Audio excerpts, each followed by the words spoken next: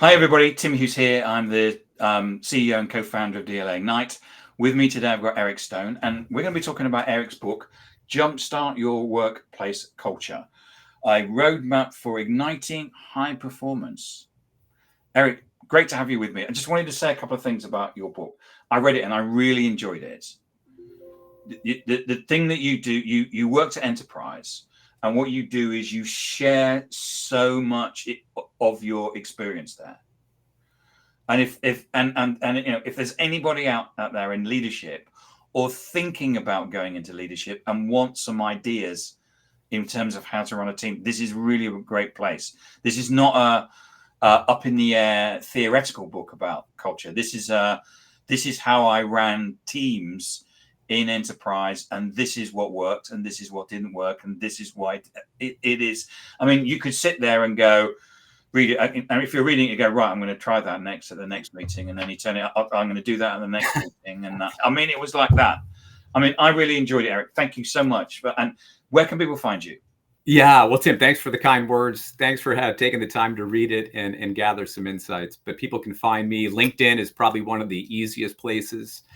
I have recently got on Instagram, so ClearPath Ventures _ you can go, and you can always email me at eric@clearpathventures.com. Probably the easiest place. And where can I buy one of these? You can go anywhere. You could go to Amazon, Barnes & Noble, a bookstore near you. One of the nice milestones I was fortunate to have is the Barnes & Noble infrastructure. Every state in the U.S., not every Barnes & Noble, but every state is carrying the book, at least Fantastic. a few. So Eric, so what was the inspiration for the book? Well, I've always been fascinated with business and sports and organizations that bring people together and do special things over an extended period of time. And I was fortunate to be with a large number of great teams and people.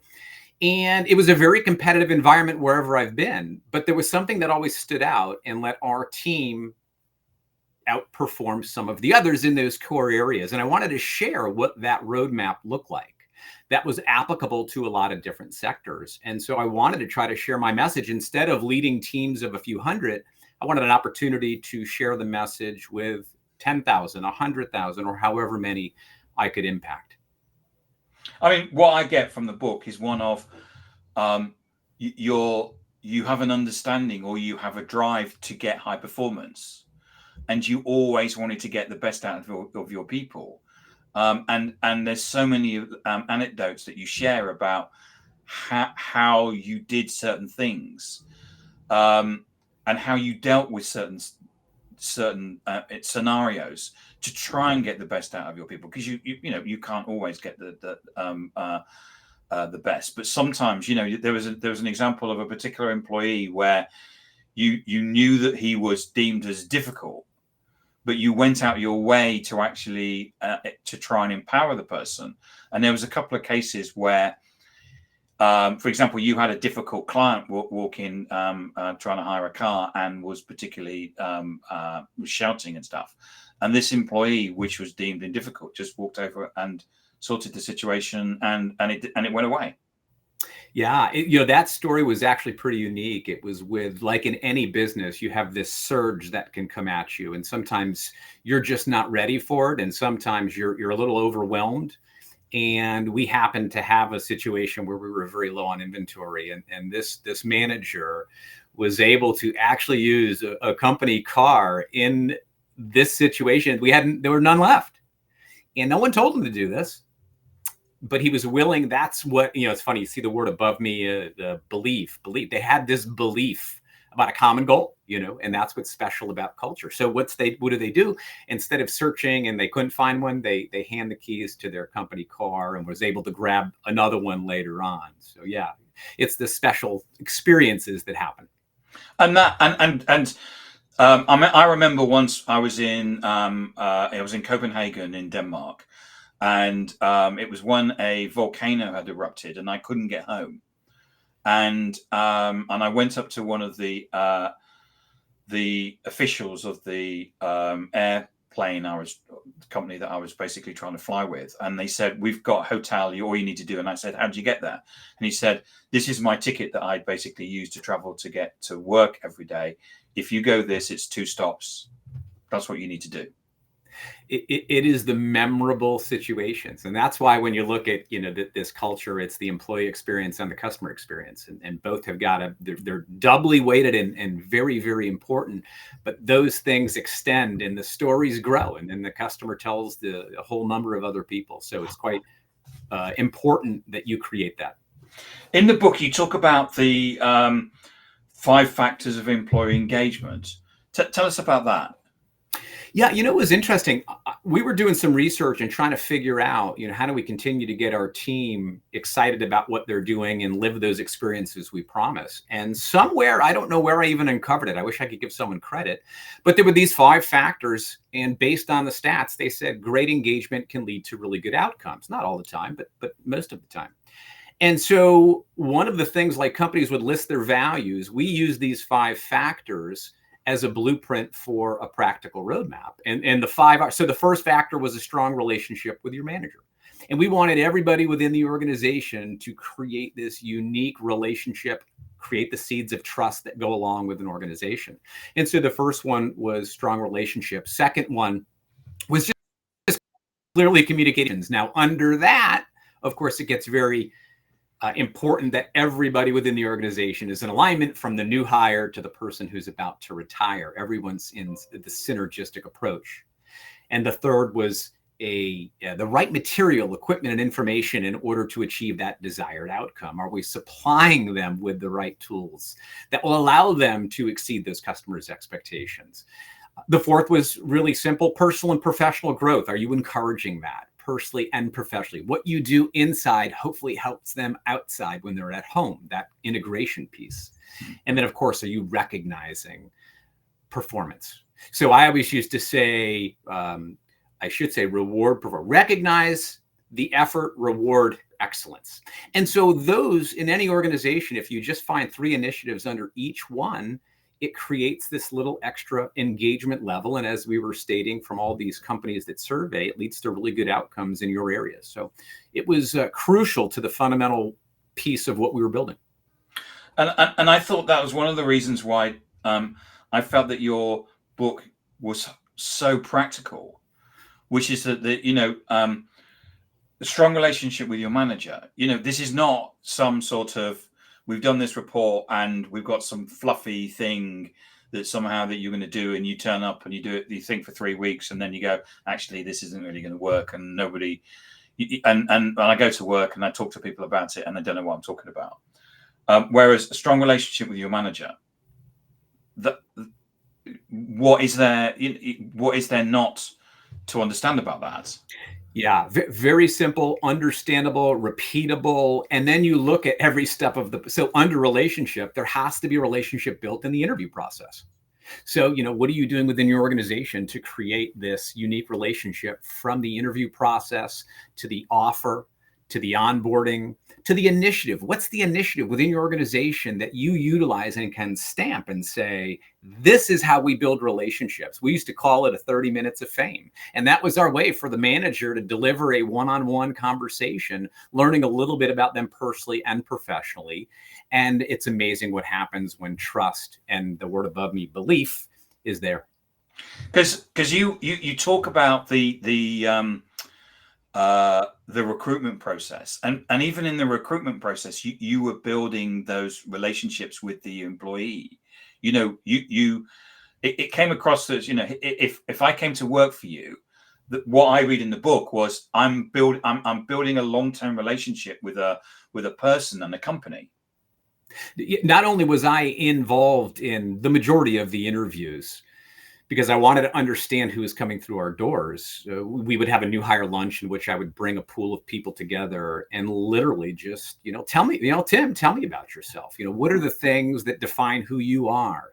What does work-life integration mean to you? Hey, tell me about a time, or whatever you were willing to share. But I really love to know the hobbies. What is enjoyment outside of the lines?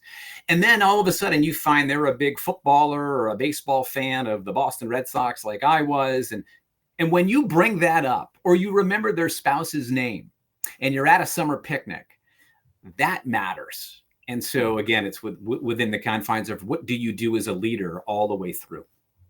Because you would actually organize dinners at your house where your wife cooked.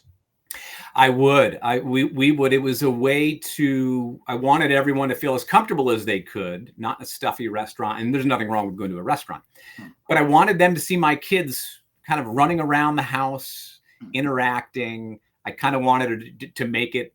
I don't want to use the word family because that can get confusing in building culture, but I wanted to understand I was a person, and I wanted to be relatable, and I wanted them to meet my wife and my kids. So, and there was a lot of funny stories that happened that I actually shared in the book of what my kids would do, and those memories would become, as things go, legends grow. You know. You also talk about hiring for match, not for fit, don't you?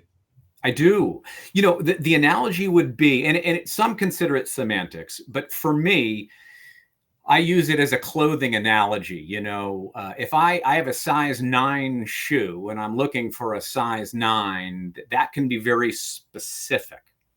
I wanted to hire as I was looking for the tie that would not only look sharp, but the tie makes the jacket stand out and the pants stand out. And so as long as you're not colorblind, Eric, isn't it? And I am colorblind to top it all off. Yeah. So according to my wife, the tie is important, right? So, you know, that's a little bit of the difference, the true diversity of thought, ethnicity, all of those things that, you know, you certainly don't want just to put a puzzle piece in. Maybe at times you might be, but that's not what I was looking for. So just to digress, Eric tells a story in the book about the fact that he's colorblind. And his wife went away for 2 weeks. I can't remember where, but and the fact and what would happen is that if she doesn't basically tell him what shirt and tie and socks to wear, he turns up and he just doesn't know. And they're saying, "Why are you wearing?" So I go. The funny story is that I'm in a training class. And I think because normally, like you said, my wife tucks the socks in the suit jacket, and you know everything's ready with the tie. And I had 2 mismatched jackets, and I'm doing a training class, and everyone's giggling, and I'm like, "What is going on? I'm not that funny today." And I walk out for a minute. My executive assistant says, "Eric, you don't even match," and it was just one of those funny moments. And I'm like, "Why didn't you guys tell me? What are you doing?" They were laughing. So how do you measure organization culture? I think there's a lot of things you can do. I think the the qualitative version is just maybe the leadership role and presence. So for me, being involved in training classes, interviews, important sales calls to really get a viewpoint of what's going on within the organization, to really look for those, what they would call mood and artifacts. Are they carrying that championship belt for sales and they're proud of it, or is it in the closet collecting dust? So there's a few things that you would do as a leader. So it always starts with leadership presence. And then you look at where a little bit of the smoke signals, meaning you might have a summer picnic and the attendance is poor. You look at your 401k enrollment and things are low. People aren't signing up and believing in what you're doing. And so there's a few of those violations. Maybe it's ethical violations, all of a sudden spikes, lack of innovation. So some of those smoke signals are certainly important. But what I always look from a quantitative skill or a quantitative point were the customer and employee experience. So I called it engagement number 1, and then I called the customer satisfaction ratings of how we were treating our valued customers. And those would be double weighted. And so I actually looked at those very intently. We could make all the profits in the world, but if we're not doing it the right way, if our team isn't engaged, if we're not living the employee experience, if our customers don't recognize it, things are going to struggle. And then there would be 4 other little things from our inclusivity, our diversity, our retention. Of course, numbers matter. And of course, either profit or market share, whatever you're ranking. And so I created this 6 levels to check the health and a baseline of your organization. And so there are glaring signs. Engagement's the easiest. I think most people will look at a survey or a pulse survey or something like that. I tried to look at a whole sum of the parts because you do have to make some money too. Because you talk in the book, don't you, about how you actually took these surveys and how you were measuring culture, and how it wasn't just about, I mean, you used the term there, smoke signals. It wasn't just about the fact that you were always engaging with people, or making sure that the leaders that you were managing were engaging with people? You needed to have some sort of measurement that you were working to. Well, yeah, I called them culture carriers. And those were the ones who would take the survey information and you kind of conquer and divide to your individual teams, because you could have different pieces. It's kind of like a basketball game. The first quarter could be different than the fourth quarter. And so we would use our culture carriers to take this, go back to the team to unwind it and get a good understanding of specific things, almost in like a subculture of the culture. And so engagement was a huge, obvious piece. When you say culture carriers, what do you mean by that? So it's really important. And I think a lot of organizations who are really good do it is, who are those voices? So it's great. Yeah, culture certainly could start with me as the leader, but that could get old quickly. And, organizations need to have I used to call them think tanks, where you're getting a cross section of your leadership team. I used managers who would be nominated by their peers to meet with me strategically and talk about the future, the vision of the particular place we're doing business. What are we getting right? What are we getting wrong? And then utilizing that information, talking all the great feedback into our training classes, because we didn't want to just take the stuff and leave it, put it into our reviews. They were really the strategy, but they would go to their teams and they're doing the outreach. And, kind of in I think it's my upper left here, over here, you'll see the hourglass. The hourglass approach is really a place where that think tank or culture carriers would help. So the top of it is really the discovery piece. When you're searching, your sales are down, your service is down, something's up, technology's off. You're kind of reaching out to your customers, clients, stakeholders, whoever they are. And on the top of the hourglass, you're pulling all of this information to eventually where you're going to orchestrate. As the hourglass comes out, you're pulling this into the eventual playbook. And as it comes out and leans in, you get your culture carriers to get those 2 or 3 things, 3 to 5 things, those initiatives where they roll the stuff out to their team. Very clear. And then they go outward and you're doing, like I was mentioning, the training, the reviews, the reinforcement that happens throughout your entire organization. And the bottom level is where you assess your culture. Engagement survey, pulse survey, or whatever you're doing. On each side, what's really important, Tim, is on one side, you have your policies and procedures that have to be designed when making decisions.